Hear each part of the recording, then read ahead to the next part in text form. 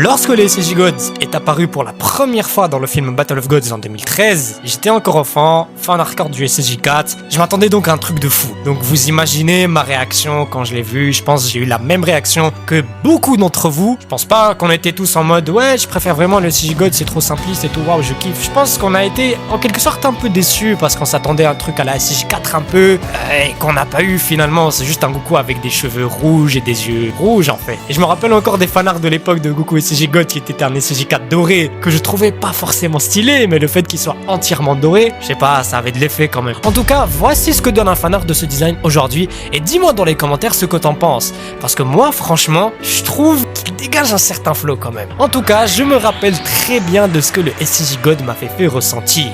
Pour la première fois, lorsque je regardais le film, j'avais ressenti zéro émotion. Même si la mise en scène et l'OST étaient vraiment incroyables, tout était impeccable. Il y avait encore ce build-up, cette construction de scène où tu attends et tu as super hâte de voir à quoi va ressembler la nouvelle transformation. Ils prenaient leur temps lorsqu'ils te présentaient une nouvelle transformation. Pas comme aujourd'hui, le personnage écrit pendant 2 secondes et bim, ça y est, SSJ Blue. Il y avait encore ce build-up, il y avait les personnages qui sont en mode oh, waouh et tout. Et là, boum, la transformation apparaît, c'est juste un Goku maigre avec des cheveux et des yeux rouges en fait. Ouais, donc on est passé du Super Saiyan 3 et 4 à juste ça. Bon, c'est ce que je pensais du SSJ God sincèrement. Il m'avait pas trop impacté ni charmé.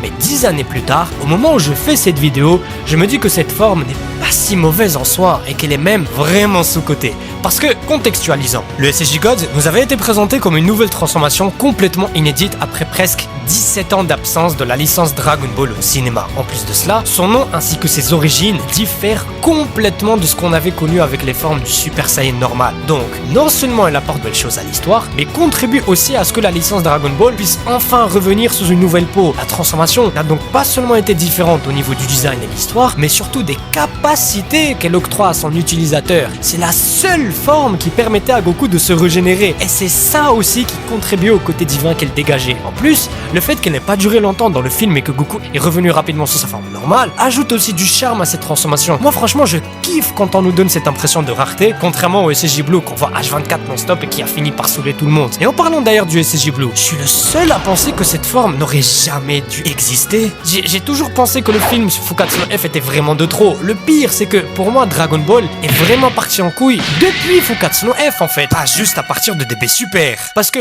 tout allait vraiment bien avec Battle of Gods, tout allait dans la bonne direction. On nous a ramené Beerus, Whis, présenté le concept d'univers, le SSJ God, et on commençait tous à imaginer un film Battle of Gods 2. Je me rappelle très bien, il y avait plein de fanarts, de gens qui dessinaient un Hakaishin Saiyajin et tout, et on se demandait si on verra de nouveaux Hakaishin, et pourquoi pas se lancer dans une aventure dans les autres univers, et bah non, on a eu Fukatsu no F. Ce film a donné un power-up illogique à Freezer qui ratera plus de 15 années d'entraînement de Goku en seulement 4 mois pour justifier la connerie. On nous ramène une nouvelle transformation qui est juste un Super Saiyan 1 avec des cheveux bleus, et le comble c'est que le Super Saiyan God n'a pas été utilisé ne serait-ce qu'une fois dans Fukatsu no F, comme s'il n'a jamais existé. C'est comme si Toriyama venait de donner le SSJ 1 à Goku et qu'au prochain arc, bah non, ça y est, tu le vois plus jamais, on te prend directement le SSJ 2 comme ça, et on fait comme si on a oublié le SSJ 1. Ça casse tout en fait. On a déjà tourné la page non seulement sur la transformation, mais sur tout ce qu'elle a pu apporter.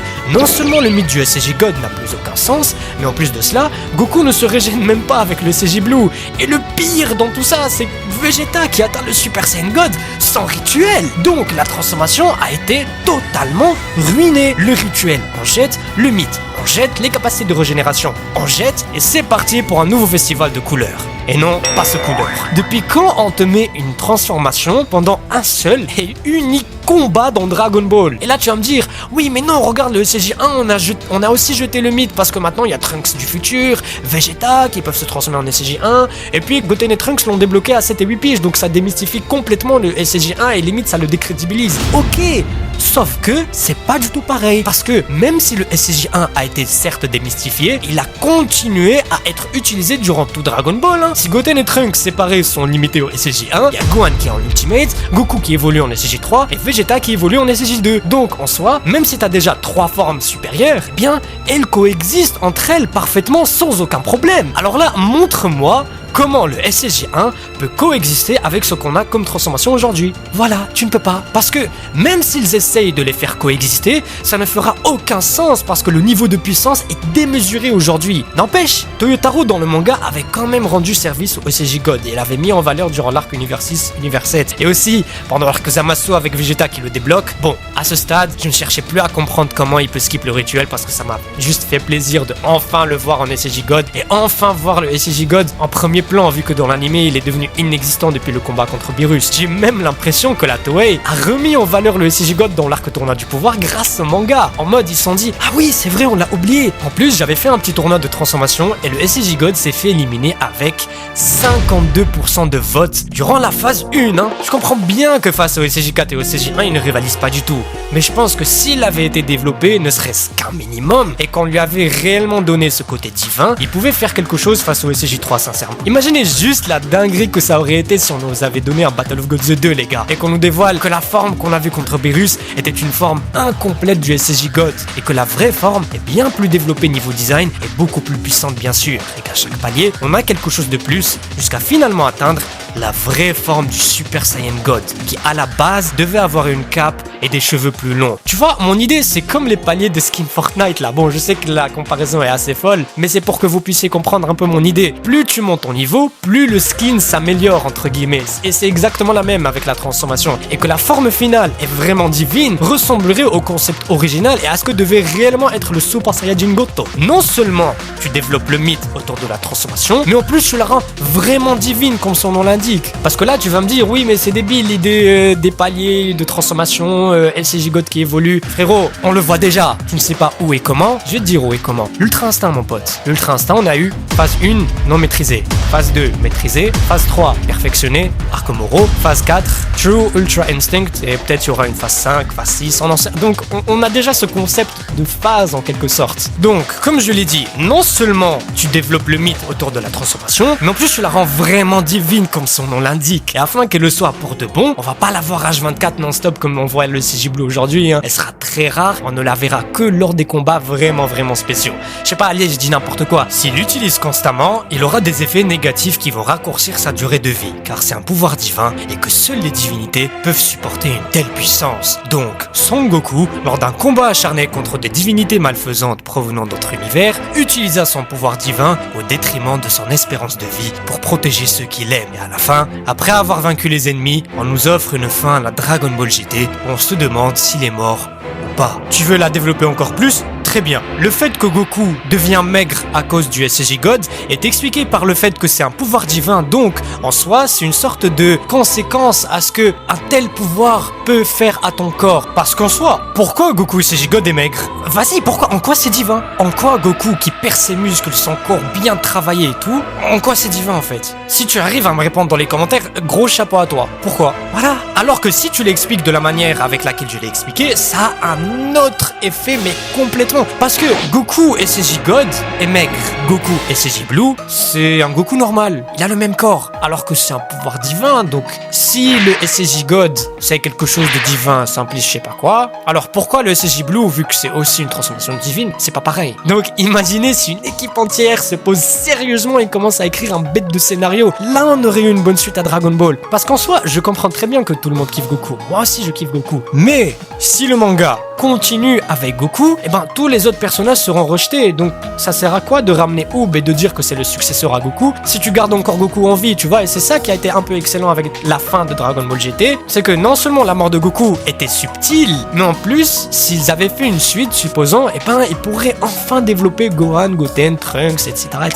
Bon là on va pas partir sur un débat GT Super, mais qu'est-ce que raconte DBS en fait ? Bah si on suit mon idée, je suis persuadé qu'on peut atteindre quelque chose avec, on peut raconter quelque chose avec, alors que si tu me ponds des transformations divines ici et là, qu'est-ce que ça raconte ? Non seulement tu nuis aux transformations que tu es en train de créer, au scénario, à tout en fait. Donc ça rend service à personne. Je trouve donc que le Super Saiyan God est vraiment sous-coté. Et cette fois, pas à cause de la fanbase, mais surtout à cause de Toriyama et la Toei qui ne l'utilisent même pas et qui l'ont mis à la poubelle après à peine un combat pour enchaîner sur le Super Saiyan Blue. Et au moment où je faisais encore le montage, je me suis dit pourquoi ne pas demander à mes abonnés les plus fidèles ce qu'ils pensent du SSJ God, et j'ai eu beaucoup de réponses intéressantes. Par exemple, Gogeta Blue qui dit que le SSJ God avait un potentiel scénaristique de fou furieux avec Yamushi, le légendaire Super Saiyan divin, mais non, ils ont préféré passer au Blue qui sert à rien.